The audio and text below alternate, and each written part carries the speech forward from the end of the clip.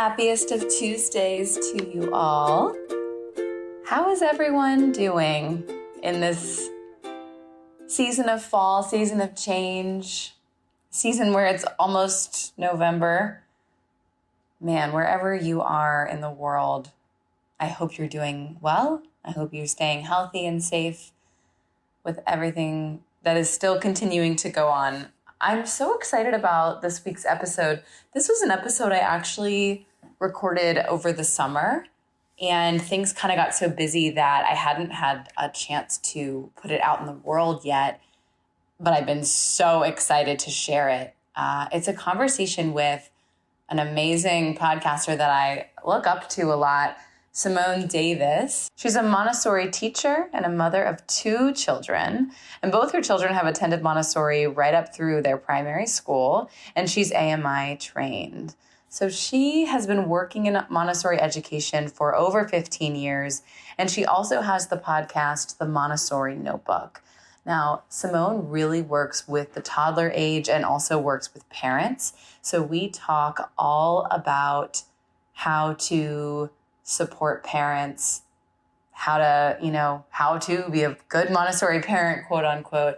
We talk about tantrums.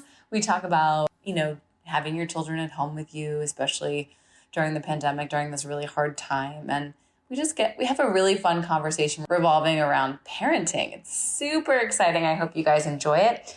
Definitely check out the Montessori Notebook. It is really cool. So it's not only a podcast, it is a place where there's free resources, there's online courses, there's all manner of things involved with the Montessori Notebook. So it's linked below. Go ahead and check it out. I want to take a moment to thank all of you for being on this amazing ride with all things Montessori. I just can't believe that people listen, and it warms my heart every single time I either hear from a patron, I hear from a fan, I get an email about someone interested in being interviewed. Every single time it brings a smile to my face. So thank you so much for all of your support. If you're interested in donating anything or looking into being a patron, you can head over to our Patreon. It's super fun to be a patron. I'm about to record a bonus episode for this month for them. You get a sticker in the mail. You can have direct contact with me a little bit easier. It's just lovely to have the support of the patron community help keep this podcast going. So thank you to everyone for listening. And again, if you know anyone who might be interested in all things Montessori, the way that I found out about my favorite podcasts is somebody told me about them. So feel free to spread the word of mouth, anything like that.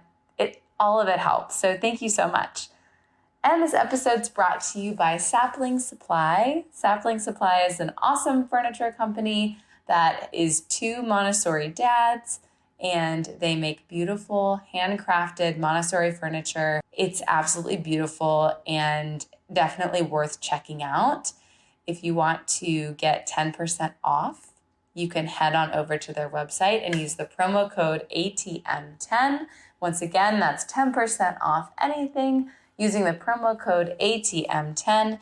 And without further ado, let's get into this really exciting interview with Simone Davies from the Montessori Notebook. Well, I'm so excited today. I have an amazing international guest with me today, Simone Davies, the host of the Montessori Notebook, as well as a lot of other things that we're going to get into today. But Simone, welcome. I'm so excited to talk to you today. And Rachel, I'm so happy to be here. I've been listening to your podcast, so it kind of feels really fun and full circle to be on as a guest. Thank you. Right back at you. I love your podcast. I love the interviews you have. It's such a valuable resource. I ask everybody who comes on the podcast, and of course, I'm going to ask you, I would love to know your Montessori story, how you came to be in the Montessori world. Yeah, like many Montessori teachers, I came and found Montessori when I was looking for a school for my children. I'd heard a little bit about Montessori, and we ended up an open day. And it was just the most delightful experience to walk into this classroom, and it was so beautifully prepared. I'd never seen anything like this because my children are now 19 and 20. So this is 20 years ago, before Instagram and Facebook showed us all of these beautiful Montessori spaces. And not only did I want to touch and explore all of the materials, it was also the directresses that impressed me so much, because they were so kind and respectful, not only to us, but also to our children, the way that they spoke with them. It was very obvious that they had so much care for young children. And also, you could also see that they saw them as very capable. And that touched me very closely. So that school was for 3 to 6 year olds. And on the same location, there was a Montessori playgroup for parent and children to go along before they started in the 3 to 6 class. So I started attending with my son, who was then around 18 months, and I had a 3-month-old baby as well. And we went along, and I just fell in love with the Montessori approach. And so it wasn't very much longer before I was doing my Montessori training, and I got to work with Fern at that Montessori playgroup as her assistant. And then life moved us to Amsterdam, and I worked in a Montessori nursery when I moved here, but I missed working with parents. And so I started my own Montessori playgroup here over 12 years ago. And I thought I'd just do it while the kids were small, but it's just, I love it. I've missed it during the pandemic, and it's really fun to be able to reopen now and be back with the parents and children. Like when we work with the parents, you just see that the children are getting to benefit from Montessori, not just in the classroom, but also outside of the home, and you're working in collaboration with the school.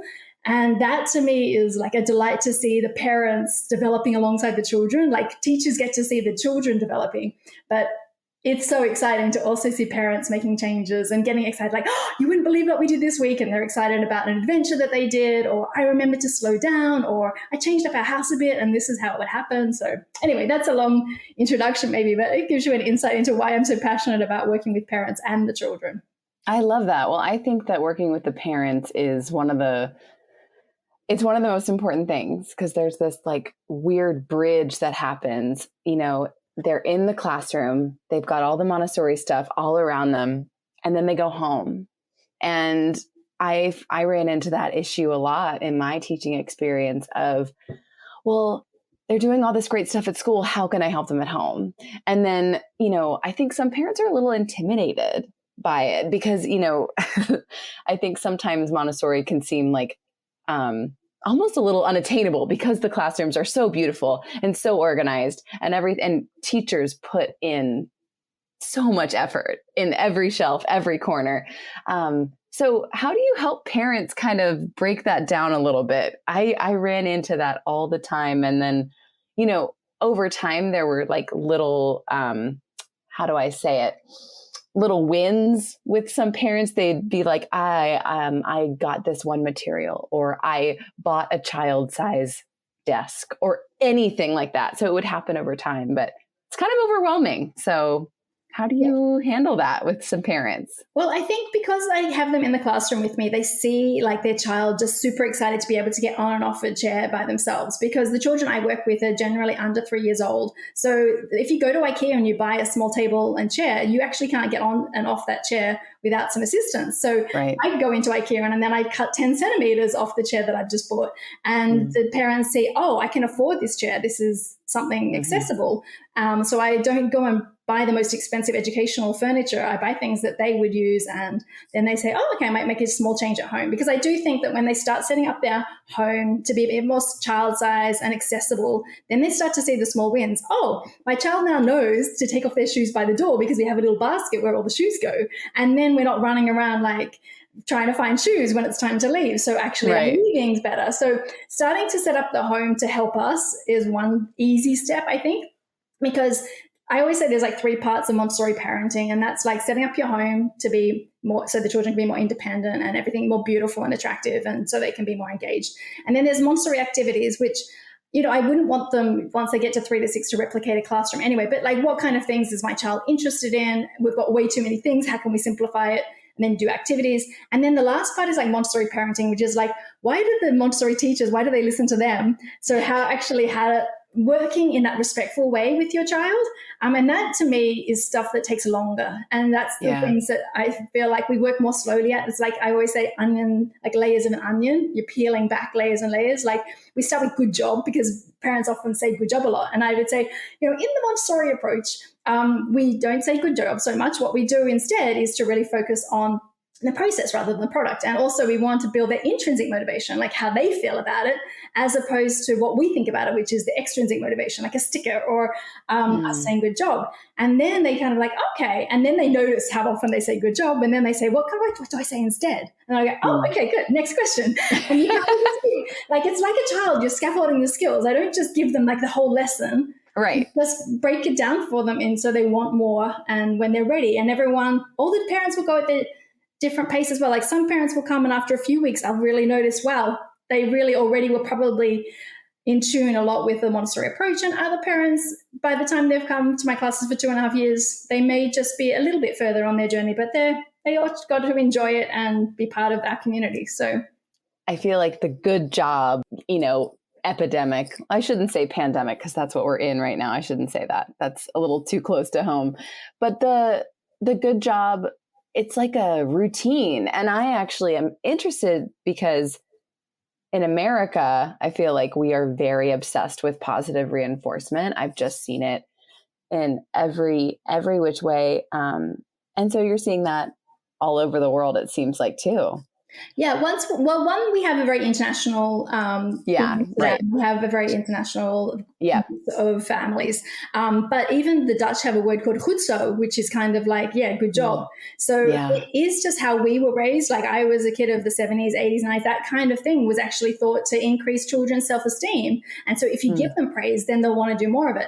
And actually, like I love the Alfie Cohen article that says 5 reasons to stop saying good job. And it basically turns out that like when you say good job, they actually become less motivated because if you don't say good job, then they don't do it, or it takes away satisfaction from their own self. And I was just actually had Montessori, the Science Behind the Genius open, Angeline Lillard's book. And she has some great chapters on the research behind rewards, and children are less motivated when there's a reward involved, which can be praise or a physical like sticker and that kind of thing.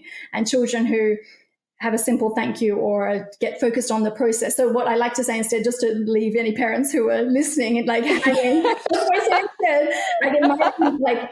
I use the How to Talk So Kids Will Listen and Listen So Kids Will Talk book a lot with parents because it kind of does say what to say instead. And it's like, you can tell them, describe what they did. So you put all the blocks back in the basket and put it back on the shelf. And now the room looks really tidy. So you describe that. And not only that, it's a no-brainer because imagine all the language your child's getting instead of just this good job. It's not very specific. You don't really know what you're giving them feedback on. Or you can describe, like sum it up with a word like, oh, you got your backpack all ready for playgroup. Now that's what I call being resourceful. And you get to like give them these fun, like big words as well. And then otherwise you can just say, oh, it feels really nice to have someone to help me clean the table after dinner. Thanks for helping out, and you can say how it made you feel. So those are 3 easy ways that parents have other things that they can say instead and work on it. Wow. And that is such, that's such a more meaningful experience with the child that you're having instead of just like a filler word. We all get in a routine sometimes and say filler words. I've been there too, and you're just not, feeling that energized, but that's such, like you're saying, vocabulary, you're thanking them, you're making a connection. Wow. And that to me, even just hearing that would make me want to continue to do that way more than just saying, you did it. Good job. Like, good job, good job, good job, good job, good job. As they get older, it's so nice to ask them how they feel about what they did. Like, when they're painting and they ask for feedback, you must get that in the elementary class. Like, oh, what do you think of my painting, Rachel? And you'd be like, totally. Oh, tell me about what you've created. And then you hear about the process and... Absolutely. I know, because I think children, I kind of look at it as, when a child comes up to you to ask a question, to show something, I mean, they're really trying to connect with you. They're trying to make sure that they are doing a good job. They do want you to think that, but that doesn't necessarily say you need to verbalize good job. You know what I'm saying? Like, I think parents can get kind of in this trap, and teachers as well, because the child is coming up to you looking for reinforcement. And it's like, oh, what do I give this sweet child who's just looking up at me, like wanting something, but to show them that, what an impact it has on you.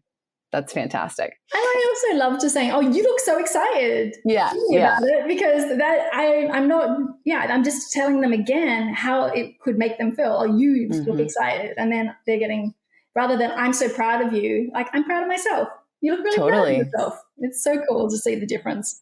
And then it's building that confidence. Those, I love those confident Montessori children. They make me so happy because they have ownership over their learning. And it really starts with this simple kind of, thinking about what they are doing, observing them, and then responding to them in the appropriate way. It's pretty simple when you break it down.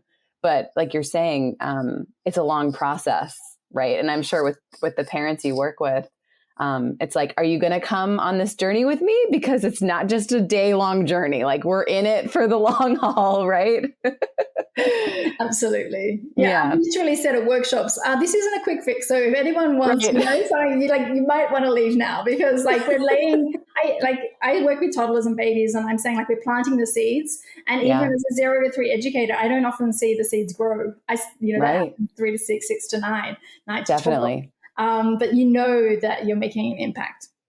Absolutely. So what drew you to the toddler age group? I'm so fascinated by toddler. So I'm really interested to see what brought you there. Well, I don't know if it coincided with me finding out about Montessori, but Oliver was around 18 months. So he was definitely in the toddler years. And I just had this empathy for him. This can't be hard being in this little body and you're getting frustrated. And I just have enormous empathy for them. So it makes my job really easy to see the world through their eyes and to be able to translate for them. And so when a child, for example, is in the playgroup situation and they reach out their hand and they want to take a toy off somebody else, their parents are freaking out going, oh, they're snatching, they're the worst kid in the world. And I'm like, oh, it looks like you want to play with that and someone else is working with that right now. And I just do that, and the child often just sinks back and just feels really heard and understood. And sometimes we need a little bit more help, oh, would you like to watch while they're working with that, or would you like to find something else? Sometimes they need a little bit more guidance, but the number of times if I just verbalize what they're thinking, I have a queue sometimes of children wanting to make orange juice in our classroom, and they're really itching to touch the orange juicing machine, and you're like, oh, it looks like you really want to make orange juice. Yeah, you're next. And they go, and then they just kind of step back. Wow. It's just really cool. Wow. So I think a lot of the battle with toddlers is them actually not being understood. And so I love to be a translator, and that I've been able to help parents then understand their children better, and you get out of the battle. And children are going to have a hard time, but the famous thing is they're not giving you a hard time, they're having a hard time. And so I think I've also loved toddlers because maybe I am just a big toddler. Simply toddlers, they're not shy to say what they see, oh, that man's got no hair, I'm not going to of course like that, but I'm also very innocent. What you see is what you get. I'm not, don't have a lot of superficial feelings. I don't have, it's very straightforward. And I just love how they keep us in the present moment. If you're walking down the street with a toddler, they are delighted by they've seen things for the first time, I guess. Oh, look, there's a little weed growing up between those pavers. Yeah. I'm how did that plant grow there? That's amazing, right? And we're so busy in our head, making lists of everything. And 6 to 12-year-olds start getting complicated and want the meaning of the world. And I just like how just dead straightforward, they just have wonder about the world.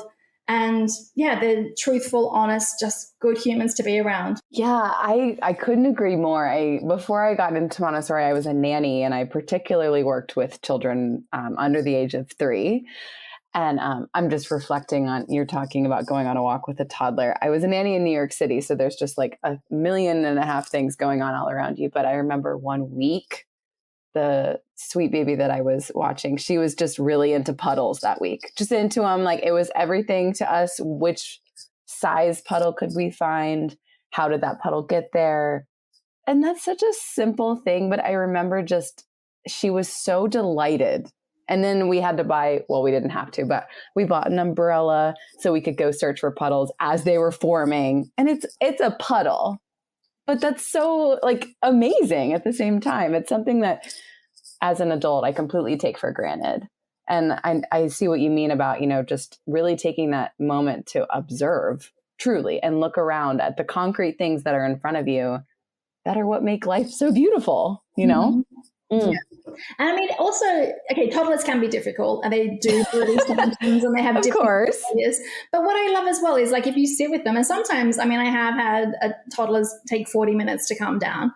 But then they just go back to being their joyful selves again, where grumpy teenagers wake up grumpy, they go to bed grumpy, right. They're really bad about going grumpy. And really at the end of a toddler tantrum, they don't go, oh, you mean person. They just go, okay. And then they're done. March back off again. And I just think that's great energy to be around. It kind of just reminds you like, yeah, if we really, instead of actually, what I do see, though, is sometimes we try and distract them while they're in a tantrum. I'm like, oh, don't worry about it. Here, let's look out the window. And then I notice they're kind of grumpy all day because they've never really got out whatever. What they needed to. Yeah. So in a tantrum with a toddler, what is your recommendation to do in that situation? Do they need to just get it out? Is that? Okay, well, let's do the supermarket because that's the most inconvenient place to be. Okay. Everyone's staring at you. And I just really try and be present for my child right there. But if it's awkward and there's lots of people, you're in the way, then I would actually try as gently as possible. Okay, we're going to move you out of the way. I can see you're really upset and they're kicking and screaming, but I move them out. Or I can do it in situ if I feel bold and calm and everything else and attend to my child's needs. And I'm like, so usually when they're having a tantrum, their lid has flipped, like what Dan Siegel says in The Whole Brain Child, which is like the prefrontal cortex of their brain, which is where all the rational part's thinking. It's not even accessible. It's like it's flipped. And so they're talking from the animal instinctive part of their brain. Like I'm panicked right now. I'm stressed about something or I'm upset about something. So I'm not even hearing what you're saying. So the most I would say is like, I'm here. Would you like a hug or shall I just keep you safe? You know, so 50% of toddlers will push you away. They don't want to be held. So then you're just making sure they're not banging their head or hurting themselves in any way. Right. And that kind of thing. Or if they will let you have a hug, then you can put them on your lap. You can just sit with them. And then maybe once a minute, I would just say, yeah, if you're having a hard time, I'm here.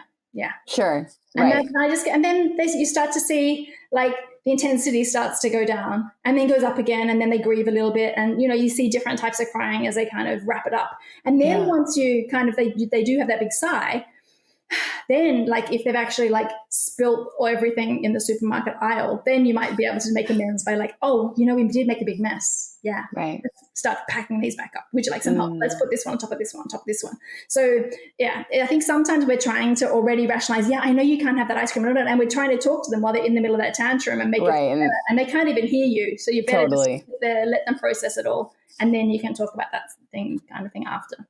Yeah, I often see, and I think I've done this myself when I was a nanny, you want to say, what do you need? What do you want? What's wrong? And they have literally they can't answer you. Even if they can't talk, they can't show you what they need, right? Because they're really just not there.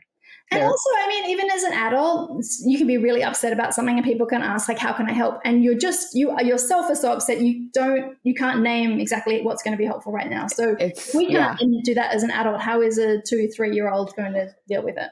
It's so true. I feel like sometimes our society expects a lot from our 2 and 3-year-olds. Like you have to sit here and you can't move. You have to behave this certain way. I'm just like, would you say that to a 25-year-old? No. No, and I think there's a balance because, like, if you're in a cafe, you want to respect other people in the cafe. Of course. And you also see that a child who's 2 needs to move.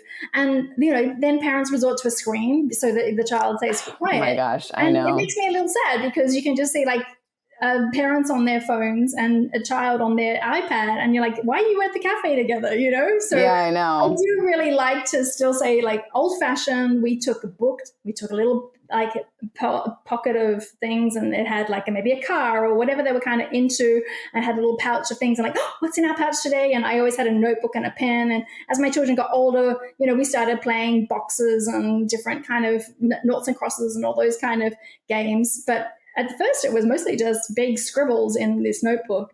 But that can take, and then also just getting up, like, oh, I see they're a bit wiggly right now. Let's go and see if we can see anyone working in the kitchen. What are they doing? And, you know, in Amsterdam, we're really lucky because there's like New York City, there's every type of transport you could find. So you can just let's go and take a little breather outside and we'll just see what's going on until our food comes. Oh, look, there's a tram and bikes. Oh, and another bike and another bike and another bike in Amsterdam. But, you know, it's really fun. Yeah, I mean, I think it all just comes back to observing. Right? Like that's that is one of my favorite aspects of Montessori. It's the same in elementary. You know, I mean, if a child is kind of a jerk during the morning, or if they're just having a rough morning, I'm not going to talk to them that morning. I will talk to them in a few hours. And I always find that it's much more meaningful to them and to you, and you're going to have a better solution. Like, hey, you're having a rough morning. What's going on? And then maybe they don't want to talk to you about it. That's fine, but they know that you're there. So similarly with a child who's younger, I love the reiteration of saying, I'm here, or just saying you're having a rough time, respectful, and like letting the child know that they're heard, that, you know what I mean? That whatever's going on with them isn't going unnoticed. Yeah. And I think like there is a misconception in there in Montessori is that like there's so much about independence. Right. And so like we just let our child like sort all this out. It's like, actually, no. We're like, as a Montessori guide, as the educator, you're there to be like this home base and to check in with them and to support them. And the same with a young child having a hard time as well. And I think that's actually brilliant. Like elementary children, you can deal with it later. You can like kind of observe, and then same with teenagers. Like, this morning when you rolled your eyes at me, hard time. Like if you said that in the moment, they would flip out because they almost still got their lid flipped. And so you have to do it more immediately, like with young children, because they won't even remember what you're talking about if you did it in the afternoon. But I just love the parallel, like how you have the same principle, but it just applies a little bit differently as they go through the planes of development. I know, it's so fascinating. Do you think that the first plane and the third plane are linked a little bit because of the massive changes? They talk about them being parallel planes of development in our training. And there's huge, actually like the hormonal changes that a teenager is going through will match the enormous change and growth that's happening in the young human. The hormonal imbalance for a teenager is like these tantrums of a toddler. And it's hilarious because I work during the mornings and day during my class. I had toddlers there and then teenagers at home. And I'm like, oh my gosh. The parallels are amazing. But also what's beautiful is Dr. Montessori says that teenagers are as fragile as newborns. Wow. And we expect so much of them. And actually when we think how sensitive they are, like do not say that to a teenager. They're going to take that so hard. And I think it's much easier to be respectful to a baby because they're so new and fresh and innocent. Sure. And so to apply that same thing to this parallel plane is really important too. And I think a lot, I always hear like, oh, we have the terrible twos. And then I hear, oh, I've got a teenager at home. Like it's the same kind of negative, you know what I mean? That, oh, I don't know what to do with them kind of mentality. But you're right. It's such a sensitive time. It's such a sensitive time of growth, of discovery, of like, I don't know what I'm doing, whether you're trying to learn how to walk or you're, entering a new school or. Yeah. Social newborn, they call it. Definitely. Oh my goodness. So fascinating. So I want to talk a little bit about your play group that you started. What inspired you to start a play group? Yeah. So like I mentioned, I had my own experience of going to a playgroup with my son and my daughter when I was in Australia, and I was just learning about Montessori. And even just going once a week, you go for like 2 hours, the child is exploring this beautifully prepared environment. Nice. And I'm learning how to interact with them and maybe what kind of things I could set up at home. And it just had such a big impact on me as a parent. I'm like, this is what I was feeling, but I didn't have the tools. I didn't know. Like I didn't see anyone else parenting in this way. So now I have some ideas. And so when I moved to Amsterdam and I was working in the nursery, like I mentioned, I kind of missed working with the parents because I could see the children doing amazing things, but it wasn't necessarily being carried on at home. And so I thought, I don't know, maybe there's no Montessori playgroup because people aren't interested.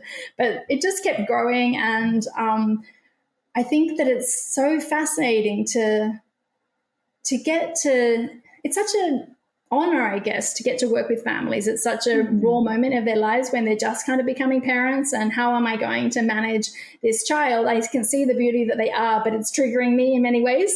So actually, as the years have gone on, I feel like I'm doing almost like parent counseling alongside having the children. I bet. Sure. And I love that because you know the families well enough because you've seen them often with more than one child as they come through your program.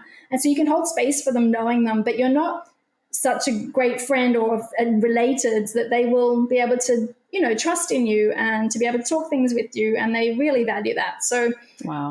It's Montessori, but it's also more than that. It's like really holding space and supporting the parents where they're at, and the children are just so capable. And so for someone who's completely new to Montessori, it kind of sells itself because you see these children who can, like make orange juice themselves. So like these children who are 18 months old to 3 years old, and there's this little orange juice machine with a big handle. And fun. they're pulling it down and they're getting every last little bit of juice out of it. And then they open it up and then they take the peel and they put it in the garbage bin. And then they come back and they have this little jug and they pour it carefully into their glass. And then they drink it and they keep drinking until they get every last drop. And then they take the glass and then they put that onto the washing up area. And their parents are like, I had no idea that my children could do that. And so a child who's new in that environment, when you have a 2.5-year-old who's already learned all of those steps, it's pretty amazing to see. It is amazing. Wow. Toddlers, especially when they're given the space, are so capable, and they like that work. They like, I've talked to some friends of mine who aren't Montessorians, and they have their own little baby children at the like right now. And I will mention things like cleaning or folding laundry or anything like that. And they're honestly like, what? Like, my kid doesn't want to do that. Just like, you should try it. They might like it. Window washing is like so cool to watch how they develop. Yes. Strength is amazing because, yes, you can buy very small Montessori sized squeezy bottles, but sometimes I can't find any in Amsterdam. So I just get the one that's meant for taking care of your plants from the local store. And the toddlers are managing it. And like the first time they make it work, it often squirts into their face because they're using their thumbs instead. And then they start to work out, I can spray it on there. And then they get the squeegee and they're wiping it down. And like my windows are very, very clean because everyone has to have a go at it. I'm sure. A very popular material, I think window washing might be more convincing to someone who's not got any Montessori background than folding laundry, which, but they do. Like the Marie Kondo folding, is going places. So it's helped Montessori, I think. I know. I'm with you. So you have a lot of resources on your website. Can we talk briefly about that? You have some online courses I was looking at. Yeah, we have online courses. I have blog posts. I have like my favorite Montessori activities. I have tips for setting up their homes. I have Montessori inspiration. I have questions that are coming up for folks in my classes. And so I answer them. And so you can also get lost. One of the most popular downloads is like a free 44-page PDF of Montessori activities for young children. And I always say, like, this is, a guide because I don't want you to go out and buy everything on this list. But it's just like, I got an 18-month-old. I'm not even sure what they're interested in. So we can kind of like, let's have a look around like the 16 months right through to 20 months. And let's see like what kind of things I'm going to try a few and see anything that's interesting. And a friend of mine, Gabriel Salamo, he's a Montessori educator in Brazil from La Montessori. And he was translating the Montessori Toddler for the Brazilian. He was helping do the proofreading. Wow. And for fun, he's a researcher. He went through this list of activities, and I can't remember the exact percentage, but a great percentage of the activities are mostly with things from around your home. They're not even that you have to buy this perfect Montessori material. And I was like, that's so fun. I never had that idea to do that. But he just to say that you don't have to have all of these beautiful, perfect Montessori materials. It's actually great. Like whenever I run any Montessori trainings, I'm like, okay, I know you're going to get inspired that you want to change everything in your house, but you have to reuse everything that you have in your home first. You're not allowed to buy anything. It's like they're furious at me, but they're really then excited when they come up with I had this box, a wine crate, and I turned it on the side and I made it into a bookshelf for my children. And perfect. It's so true. I mean, another thing I absolutely adore about Montessori is that it is I think it's pretty accessible. I think a lot of the things you see online can be expensive and it can be really intimidating, but exactly like you're saying, I went to this toddler lecture, but all he did was talk about cardboard and how cardboard is like everything. And I was like, that is awesome. I just loved it. Yeah. And he was making a material with a paper towel roll and all this stuff. I was just like, this is so cool. And very accessible. It doesn't have to be expensive. It doesn't have to break the bank. And I just think that's fantastic. Yeah, I think that Montessori does get known for being very expensive because tuition can be expensive. private schools. And so the more that we can get out that this is actually for everyone and that it's for every culture, because it's meant to be culturally responsive. So your home should not look like my home because we live in different places. And in our Montessori training, when we're doing practical life, if you live in Japan, you should have a placemat that has chopsticks on the placemat, not knife and fork. So we're already making little adjustments like that. So your home should reflect your family. And I think that every child needs to have their personality and their character affirmed. And the easiest way we can do that is to include our cultural elements into our homes and make Montessori culturally responsive. That's awesome. I just have one parting question for you before we wrap up. It's been a tremendous year and a half, almost 2 years of a lot of unknowns and uncertainty and a lot of sadness. And I've been asking teachers that I have on any words of wisdom, but I wonder if you have any words of wisdom for parents who are parenting during this uncertain time that we've been living in. I kind of just want to say I'm really impressed how resourceful they have been, and that they should all just say, like, we did our best, because there's no magic bullet. I think that Montessori held its own during the pandemic because it's about practical life and involving your children and being respectful and not sitting behind a screen and still making concrete learning, accessible and possible. And I think that parents just give yourself a bit of grace. And as much as possible, like particularly with toddlers, it's not possible for toddlers to be able to entertain themselves endlessly while you work. So the people who've done their best are like, even if there's 2 working parents, they're like, who's got the meetings? When are your meetings? What's happening today? And there's basically, they're rostering like one parent on between these hours, another parent on these hours. We're going to get outside at this time. And then we'll just catch up at the end of the days with a bit of work. Because it's really not realistic to be able to work 9 to 5 and have a toddler at home and expect them to be patient. So, and if that is your situation, then just think of it as a temporary. Like, actually, I really appreciate that a lot of educators are talking about there's no like falling behind in this time. They actually learn to deal with many other things, So it's been okay. And actually, I think a lot of people have appreciated going a lot slower and realizing that maybe I won't add back in as many things when we go back to, shall we put in inverted commas, normal. Oh, well, wow. Thank you so much. I feel like a lot of parents need to just hear that and also know that they are doing their best. So that was fantastic. And thanks so much, Simone, for coming on to All Things Montessori. This has been so fun to talk about something I really don't talk about very much. Yeah, no, well, thank you again. Like, I get to learn so much from you folks about elementary age children. So I'm very happy to share my love of the toddlers and the younger folks. And maybe we could chat again soon. Sounds good. Thanks, Rachel. You too.